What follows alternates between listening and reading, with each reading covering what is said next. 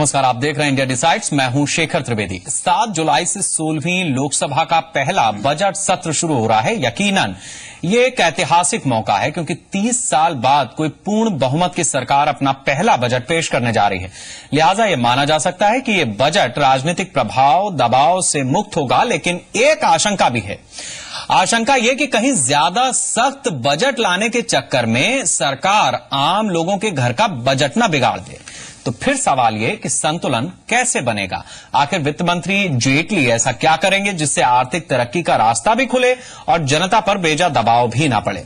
जाहिर है नई सरकार के लिए आज के दौर की सबसे बड़ी चुनौती यही है। बजट सेशन की उल्टी गिनती शुरू हो चुकी है। तो ऐसे में आज हम इन्हीं चुनौतियों पर चर्चा करेंगे और ये समझने की कोशिश करेंगे कि आखिर अब की बार कैसे होंगे आपके सपने साकार।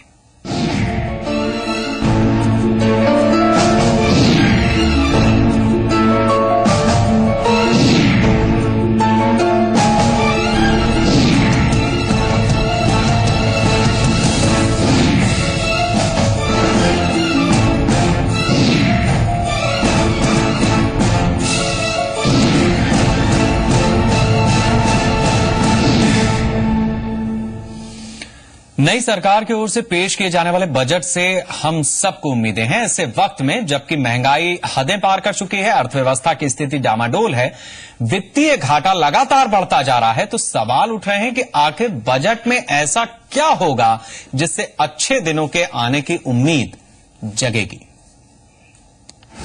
महंगाई की मार, जनता लाचार, अब की बार कैसे होंगे सपने साकार। 8 जुलाई को रेल बजट और 10 जुलाई को पेश होगा देश का आम बजट। नए सपनों और नई उम्मीदों के साथ सुनहरे भविष्य का ख्वाब दिखाकर सत्ता में आई मोदी सरकार का पहला बजट। ये बजट तय करेगा कि आखिर अच्छे दिनों की पटकथा किस बुनियाद पर लिखी जाएगी। ये बजट तय करेगा कि पिछली गलतियों से कौन से सबक लिए जाएंगे। ये बजट तय करेगा कि नई शुरुआत कहां से होगी, कैसे होगी और इस शुरुआत की कीमत क्या होगी। खाली सरकारी खजाने की सेहत कैसे सुधरेगी, बिना जनता पर बोझ डाले हालात कैसे बदलेंगे, कैसे जीडीपी की रफ्तार बढ़ेगी, कैसे वित्तीय घाटा कम होगा, कैसे रोजगार के नए अवसर पैदा होंगे, कैसे महंगाई डायन का सफाया होगा। तमाम उम्मीदें, तमाम सपने और तमाम चुनौतियों के बीच 7 जुलाई से शुरू हो रहा बजट सत्र सरकार के लिए नीतिगत स्तर पर एक कड़ा इम्तिहान साबित होने जा रहा है। Andhra Pradesh reorganisation of the changing of the boundaries with regard to irrigation project वो भी आएगा और साथ ही साथ ट्राई के संदर्भ में एक ऑर्डिनेंस आया वो भी हम सदन में पेश करने वाले हैं। और कोई विषय के बारे में भी विपक्ष चर्चा करना चाहे तो कोई भी विषय उठाने के लिए समय चाहिए तो हम लोग चर्चा करने के लिए तैयार है और स्पीकर का अनुमति मिले तो सरकार तैयार है चर्चा करने का। हर एक विषय के बारे में चर्चा करने के लिए सरकार तैयार है। सर्वदलीय बैठक की औपचारिकता पूरी हो चुकी है और अब बजट का काम अपने आखिरी चरण में है। पहले रेल बजट पेश होगा, फिर आर्थिक सर्वे और फिर आम बजट। पहले बात आम बजट की ही करते हैं। वित्त मंत्री अरुण जेटली जब 10 जुलाई को बजट पेश करेंगे तो उनके जहन में ये बात जरूर होगी कि उनके एक एक कदमों का कड़ा विश्लेषण होगा। ऐसा इसलिए क्योंकि यहीं से वो बुनियाद पड़ेगी जिसके जरिए मोदी सरकार की भावी रणनीति के एजेंडे की झलक मिलेगी। लेकिन इसके लिए वित्त मंत्री जेटली के सामने मुश्किलों का पहाड़ है, जिसकी सबसे अहम कड़ी है वित्तीय घाटा। मई के अंत तक का वित्तीय घाटे का डेटा जारी हो चुका है जो ये बताता है कि वित्तीय घाटा बजट अनुमान के 45.6% तक पहुंच चुका है, जो पिछले वित्तीय वर्ष के 33.3 के मुकाबले काफी ज्यादा है। इसे देखते हुए बीजेपी ने यूपीए सरकार के आखिरी दिनों में आए अंतरिम बजट के आंकड़ों पर सवाल उठाए हैं। दरअसल चिदम्बरम ने वित्तीय वर्ष 2015 के लिए वित्तीय घाटे का लक्ष्य जीडीपी के 4.1% तक रखा था, जिसे जेटली बढ़ा सकते हैं क्योंकि चिदम्बरम के वित्तीय घाटे के टारगेट में टैक्स रेवेन्यू में 19% की बढ़ोतरी का अनुमान लगाया गया था, जो सिर्फ 3.1% ही बढ़ा। यानी इकोनॉमिकल रिकवरी के संकेत अभी भी नहीं दिख रहे। जानकार मानते हैं कि इस बजट में वित्तीय घाटे का अनुमान बढ़ाकर 4.3% तक किया जा सकता है। यानी वित्तीय घाटे को संभालना फिलहाल इस वक्त तो मुश्किल ही दिख रहा है। लिहाजा इसका असर दूसरे क्षेत्रों में भी दिख सकता है और इसकी भरपाई के लिए सरकार अगर कड़े कदम उठाए तो ताज्जुब नहीं होना चाहिए। खबरें आ रही हैं कि इसके लिए सरकार की नजर सर्विस टैक्स पर है। सर्विस टैक्स बढ़ाकर 14% किया जा सकता है। दरअसल सर्विस सेक्टर का जीडीपी में योगदान 60% है। लिहाजा सरकार वित्तीय घाटे को कम करने के लिए सर्विस टैक्स बढ़ा सकती है। सर्विस टैक्स की अहमियत सरकार के लिए क्या है, इसे इसी बात से समझा जा सकता है कि अंतरिम बजट में कुल टैक्स रेवेन्यू 13,79,199 करोड़ था, जिसमें अकेले सर्विस टैक्स का हिस्सा 2,15,478 करोड़ का था। यानी साफ है, आम बजट को तैयार करना जहां एक ओर वित्त मंत्री अरुण जेटली के लिए चुनौतियों से भरा है, तो ये भी मानकर चलिए कि बजट आने के बाद भी चुनौतियां और ज्यादा बढ़ने वाली हैं। जानकार ये मानते हैं कि हाल फिलहाल लोक लुभावन फैसलों के लिए न तो सरकार के पास वक्त है और न ही कोई सियासी मजबूरी। यानी कड़वी दवा की असली घुट्टी 10 जुलाई को मिलने वाली है, बस तैयार रहिए। ब्यूरो रिपोर्ट, जी मीडिया। ये तो हुई आम बजट की बात। अब जरा रेल बजट की क्या चुनौतियां होंगी, इस पर नजर डाल लेते हैं। रेल बजट की सबसे बड़ी चुनौती होगी रेलवे का घाटा कम करना, रेलवे की लंबित पड़ी परियोजनाओं को पटरी पर लाना, रेलवे में बुनियादी सुविधाएं बढ़ाना, क्योंकि किराया बढ़ने के बाद यात्रियों की उम्मीदें बढ़ गई हैं। रेलवे दुर्घटनाओं पर लगाम लगाने के लिए ठोस तंत्र विकसित करना, रेल नेटवर्क को बढ़ाने के लिए पैसे और संसाधनों को जुटाने की पुख्ता योजना पर काम, रेलवे में निजीकरण की संभावनाएं तलाशना, पुराने रेलवे पुलों की मरम्मत और नए पुलों के निर्माण के लिए योजना तैयार करना, रेलवे को विश्व स्तरीय बनाने के वादे को पूरा करने के लिए ठोस रणनीति पेश करना, माल भाड़े पर काबू रखना ताकि महंगाई न बढ़े, बुलेट ट्रेन की परियोजना के लिए प्रभावी तंत्र तैयार करना। ये वो प्राथमिकताएं हैं जो रेल बजट से आम आदमी लगाए बैठा है उम्मीदों के रूप में।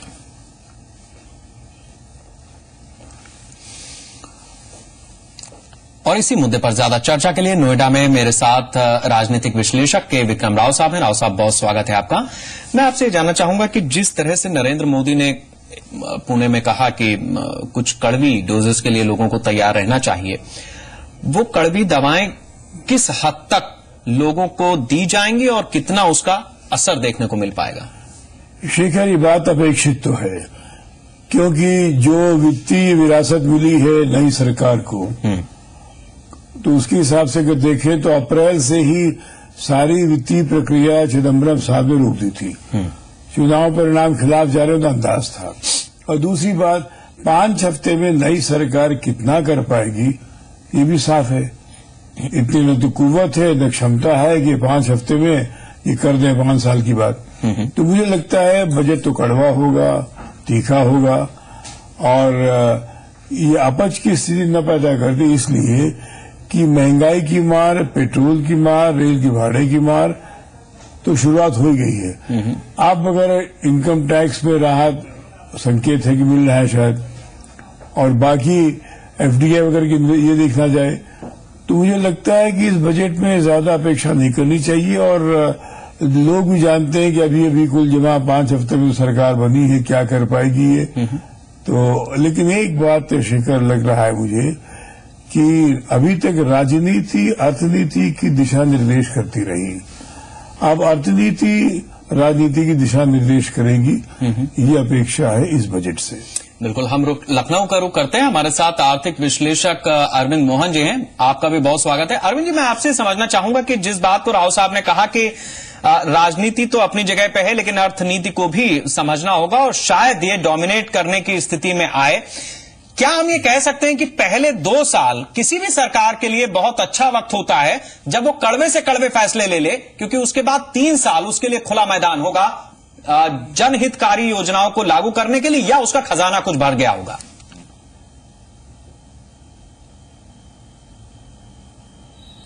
नहीं, बिल्कुल किसी भी सरकार के लिए अगर कोई पॉलिसी इनिशिएटिव लाना है, जो डिफिकल्ट डिसीजंस हैं, निश्चित तौर पे पहले 2 सालों में ही लिया जाना चाहिए। पॉलिटिकली वो ज्यादा बेहतर होगा। लेकिन यहां पर एक बैलेंस की जरूरत है, क्योंकि कुछ समय से हिंदुस्तान की अर्थव्यवस्था एक मुश्किल के दौर से गुजर रही है और जिस तरीके के चैलेंजेस चल रहे हैं, विशेष रूप से महंगाई की समस्या जो बनी हुई है, सरकार की जिम्मेदारी आर्थिक परिवर्तन लाने की भी है और सरकार की जिम्मेदारी कम से कम गरीब तबके को इमीडिएट निजात देने की, तुरंत निजात देने की भी है।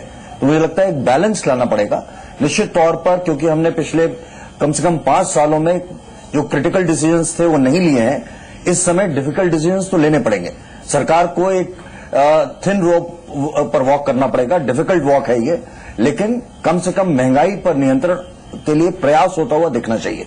महंगाई भी कोई ऐसी चीज नहीं है जो आप ओवरनाइट खत्म कर देंगे, उसमें कम से कम 6-8 महीने जरूर लगेंगे, लेकिन वो प्रयास होता हुआ जरूर।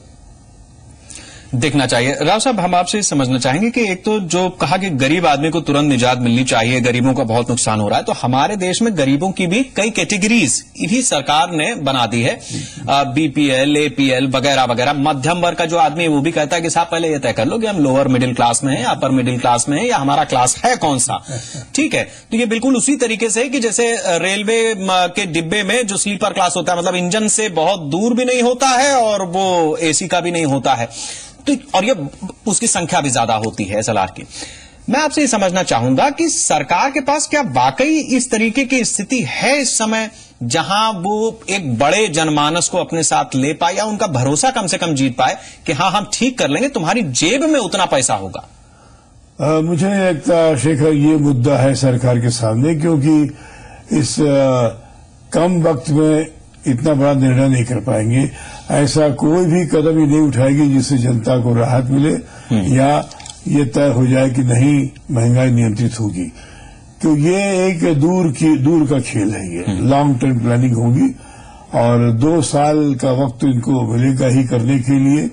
लेकिन एक बात और है, थोड़ी राजनीति भी है। जैसे महाराष्ट्र के चुनाव होने वाले हैं इसी साल, शायद अक्टूबर तक, 3-4 महीने बाद। पड़ोस के हरियाणा में भी।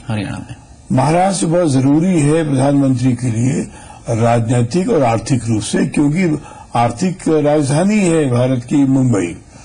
तो जो भी रखेंगे उनको नजर रखना पड़ेगा कि क्या प्रभाव पड़ता है बजट का महाराष्ट्र पर। क्योंकि याद होगा आपको, रेलवे में इन्होंने जो बढ़ाया था सीजन पास का कम कर दिया, क्योंकि महाराष्ट्र में कम से कम 50 लाख सीजन पास होल्डर हैं, वो सब खिलाफ हो गए थे। तो उनको वापस लाने के लिए बड़े चतुर तरीके से रेल मंत्री ने दाम घटा दिए। तो इसको मद्देनजर रखते हुए महाराष्ट्र के चुनाव को जो भी निर्णय करेंगे वो इसको भूल नहीं सकते हैं। अरविंद जी, मैं आपसे समझना चाहूंगा कि ब्रेक पर जाने से पहले जो बात मैंने कही थी कि इंडस्ट्री का सेक्टर हो या कृषि का क्षेत्र हो, इन दोनों की ग्रोथ एक लिमिट तक हो सकती है कि बांधा जाए, लेकिन पर्यटन उद्योग 30 से 40% तक जा सकता है। जिस तरीके से रेलवे में किराया बढ़ाया गया, जिस तरीके से बुलेट ट्रेन की बात हो रही है, नए सड़क निर्माण की बात हो रही है, क्या हम ये महसूस कर सकते हैं कि आज नहीं तो कल अगर महंगाई काबू नहीं कर पा रहे हैं तो लोगों की जेब में पैसा ज्यादा करने की कोशिश सरकार जरूर करेगी, और उसका फायदा उस वर्ग को मिलेगा जिसको कोई एपीएल, बीपीएल, इन सब कैटेगरीज में, गरीबों की भी अलग अलग कैटेगरीज जो बांट रखी हैं सरकारों ने।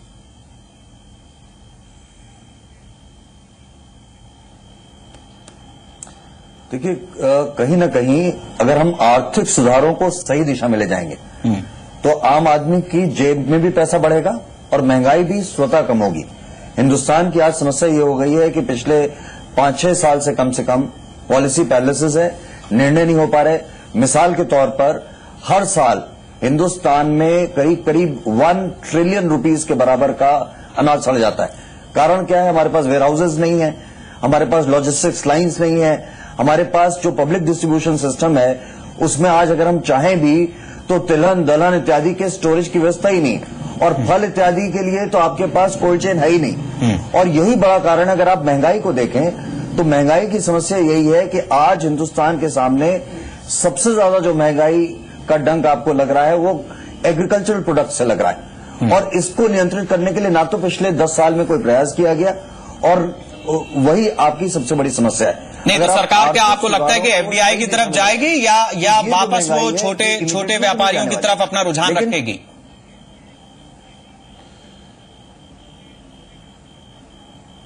देखिए, एफडीआई में ही जाना जरूरी नहीं है, क्योंकि गवर्नमेंट ऑफ इंडिया की रिपोर्ट है 2007 की जो इंडिकेट करती है कि लगभग 70,000 करोड़ का निवेश उस समय आपको चाहिए था इस भंडारण व्यवस्था को सुचारू बनाने के लिए।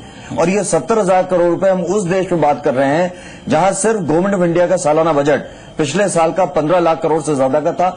अगर स्टेट्स का भी बजट आप इसमें जोड़ लीजिए तो हिंदुस्तान में सिर्फ सरकार 30 लाख करोड़ खर्च करती है, और हम पिछले 20-22 वर्षों में ऐसे देश में जहां 30 लाख करोड़ सरकार खर्च करती है, 70,000 करोड़ नहीं इन्वेस्ट कर पाए इस सेक्टर में। कारण सिर्फ एक है कि ये जो आम आदमी है, किसान विशेष रूप से, और आम कंज्यूमर, उसकी कोई वॉइस नहीं है, इसलिए हम वो 70,000 करोड़ नहीं निवेश कर पाए। अगर कोई ये कहता है कि सिर्फ एफडीआई से हो सकता है तो बिल्कुल गलत है, लेकिन एफडीआई एक रेलेवेंट ऑप्शन है, उस पर भी एक्सरसाइज की जानी चाहिए और की जा सकती है, लेकिन बिना उसके भी हम इस समस्या से निजात पा सकते हैं। बिना उसके भी पा सकते हैं। ये महंगाई भी दूर कर देगा। ये आज का सबसे बड़ा एंटी पॉवर्टी प्रोग्राम है और ये सबसे बड़ा डेवलपमेंट और ग्रोथ इनिशिएटिव होगा। ठीक है, मैं आता हूं आपके पास। राव साहब, मैं आपसे समझना चाहूंगा कि जिस बात को अरविंद जी कह रहे हैं कि ये सरकार की जो आर्थिक नीतियां हैं, अगर उसका जो ब्रेकडाउन रहा है अब तक वो सही हो जाए तो चीजें आगे बढ़ सकती हैं, लेकिन उसमें जो आने वाले समय में इलेक्शंस हैं, जो लोक लुभावन बातें हैं, वो भी सरकार को लच्छे में लपेटनी पड़ेंगी। तो क्या आपको लगता है कि इतना आसान होगा, और खासतौर से केंद्र योजना बना दे लेकिन राज्य उसको लागू करें? अगले हफ्ते की बजट में तो ऐसी कोई न तो संभावना है और न कोई संकेत मिल रहा है। लेकिन यहाँ एक बात और है, जहाँ कृषि उत्पाद के सुधार के बारे में निवेश की बात होती है, 5 साल से ठीक है पॉलिसी पैरालिसिस रही, लेकिन अनाज की बात में जहां तक सवाल है, सुप्रीम कोर्ट के निर्णय के बाद भी अनाज न बटना, मुझे लगता है कि अनाज के बारे में समस्या लोग समझ नहीं पा रहे हैं। थोड़ी बहुत समझ मेरी है उसके मुताबिक, ये अनाज सड़ता नहीं, ये अनाज सड़ाया जाता है और ये 2 रुपए में 3 रुपए में बेच के, खासकर शराब के उत्पादकों को इसका मकसद है मुनाफा कमाया जाता है। सुप्रीम कोर्ट ने हस्तक्षेप किया तब भी सरकारी कदम नहीं उठाया। तो अनाज तो मेरे ख्याल से भ्रष्टाचार का शिकार है, जितनी बड़े पैमाने में हो रही है। इसको अगर मोदी सरकार ध्यान देती है और जड़ तक जाती है कि हर साल ये रिकरिंग फिनोमिनन हो गया है, क्यों इस प्रकार की प्रक्रिया होती है, और फिर कृषि उत्पाद का है तो मोदी ने वादे तो किए थे चुनाव के भाषण में कि उद्योग का मान्यता देंगे कृषि को और कृषि में काफी निवेश करेंगे और किसानों का देश है, गुजरात मॉडल में सिंचाई वगैरह की बात की है। तो इस बजट में भले ही न हो, लेकिन अगले बजट तक तो ये तैयारी इस सरकार को करनी होगी और मेरे ख्याल से करेंगे भी। बिल्कुल। अरविंद जी, मेरा आपसे ये सवाल है इस समय कि चिदम्बरम ने जब अपना बजट पेश किया, उन्होंने कहा कि भाई जो आप कमा रहे हैं, आपकी इनकम बढ़ रही है, लोगों की जेब में पैसा ज्यादा आ रहा है, इसलिए महंगाई भी बढ़ रही है, लोगों की खरीदने की क्षमता भी बढ़ी है। मैं चाहता हूं कि लोगों की जेब में पैसा ना बचे, उसमें कोई दिक्कत नहीं है। जबकि अटल बिहारी वाजपेयी ने अपने भाषण में एक बार यह कहा था, जब उनकी सरकार एक वोट से गिर गई और वो विपक्ष में आए थे, कि उस समय जो बजट पेश हुआ उसमें उन्होंने कहा था कि मैं चाहता हूं कि लोगों के जेब में कुछ ना कुछ पैसा बचे। जो बजट पेश किया था उस समय उस सरकार ने, उसमें बचत की कोई गुंजाइश नहीं रखी थी। यानी वो जो सिलसिला चल रहा था, क्या इस बार वो टूटेगा?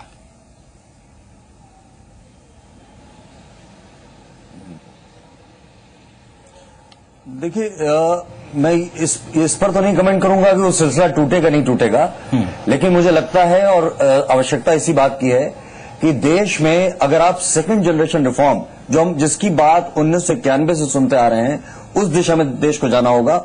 हमने अब तक जितने रिफॉर्म्स किए वो सारे इंडस्ट्री सेंट्रिक हैं, अर्बन इन नेचर है। अब जो रिफॉर्म हमें सेकंड जनरेशन में करना है वो ग्रामीण क्षेत्र पर फोकस करेंगे, रूरल डेवलपमेंट, एग्रीकल्चर पर फोकस करेंगे एक, और उसका दूसरा प्लैंक होगा ह्यूमन डेवलपमेंट, हेल्थ और एजुकेशन।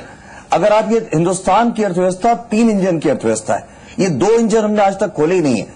इनमें उतना ही पोटेंशियल है जितना इंडस्ट्री के इंजन में था, और आज अगर इंडस्ट्री की भी ग्रोथ रेट नीचे जा रही है तो उसका कारण यही है कि उसके लिए डिमांड नहीं है, ना वैश्विक ना हमारी अपनी अर्थव्यवस्था में। और उसकी डिमांड भी तभी जनरेट होगी जब आप रूरल सेक्टर की इनकम्स को बढ़ाएंगे। वहां अगर परचेजिंग पावर जनरेट होगी तो इंडस्ट्री भी जो 10-15 साल जितना तेजी से ग्रो की है वैसे ही फिर ग्रो कर सकती है, और नई ग्रोथ आएगी आपके ग्रामीण क्षेत्र से और ह्यूमन डेवलपमेंट, हेल्थ और एजुकेशन से। मेरा मानना है कि सारी दुनिया बैठ भी जाए, अक्सर सरकार कहती है कि वैश्विक समस्या है, सारी दुनिया बैठ भी जाए तो भी हिंदुस्तान डबल डिजिट में ग्रो कर सकता है अगर आप रिफॉर्म्स को सही दिशा में ले जाएं। यही महंगाई से भी आपको निजात दिलाएगा और यही ग्रोथ भी दिलाएगा। बहुत शुक्रिया अरविंद जी हमारे साथ इस चर्चा में शामिल होने के लिए। राव साहब, आपका भी बहुत बहुत शुक्रिया हमारे साथ इस चर्चा में शामिल होने के लिए।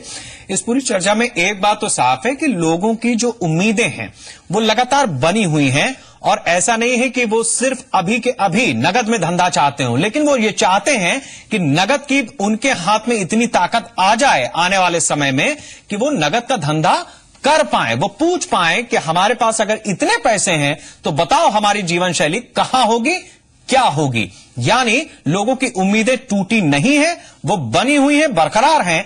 जरूरत है आगे उन्हें बढ़ाने की। नमस्कार।